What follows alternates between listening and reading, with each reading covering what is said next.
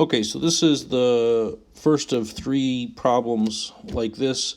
This is generally the type of problem I'd put on an exam. So it's got a fraction. It just means it's an extra step to deal with, usually 1 or 2 extra steps. The process is still the same, so just follow those 3 or 4 steps that I put in the notes. You'll be okay. So set it equal to y first, and then interchange the x and the y, and then the goal, remember the goal is to get y by itself. Well, the general strategy here is to get rid of fractions. So if we multiply both sides by y minus 4, it's going to get rid of the fraction. Okay, so we're going to distribute on the left here. We get xy minus 4x equals 1. And again, keep in mind the goal is to solve for y. So we're going to try to get y by itself. I'm going to add 4x to both sides. This gives me xy equals 4x plus 1 on the right.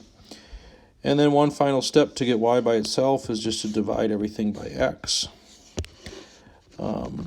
So if we do that, we get 4 plus 1 over x, because these x's cancel. Now, there's lots of ways to write this answer. This is probably the way I wrote it in the answer. I would write it in the answer sheet. A textbook would write it. But you may have a different version. It's still correct. But this is, I think, for this one, I'm going to leave it like that. I think it's the best option. Now, I'm going to ask you an additional question. I'm not going to stop there. I'm going to ask you for the domain of the original, the range of the original, the domain of the inverse, and the range of the inverse. Okay, and I will be asking that on the final exam as well. Okay, so domain should be a piece of cake at this point. Should be review for everyone, hopefully. So the domain of the original, domain of f of x. Going back to the top, the domain of this original function, the only number we can't put in there for x is a 4. We can't divide by 0, so 4 minus 4 would be 0. So x cannot equal 4 for our domain of the original. So we're going to write that all real numbers except x cannot equal 4. And again, I like to do domain first because that should be review for all of us. So I'm going to go back up and find the domain of the inverse.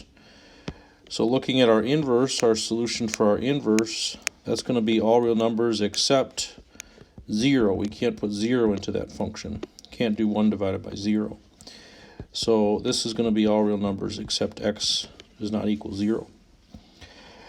Now, going back to your notes regarding domain and range, what I included in there was that the domain of the original is equal to the range of the inverse. So the thing to make a note of is with range, we're talking about y values, so you're going to change that to a y. And then these two are interchanged as well. So if you find the domain values of both your inverse function and your original function, you should be able to also state the range of both of them as well.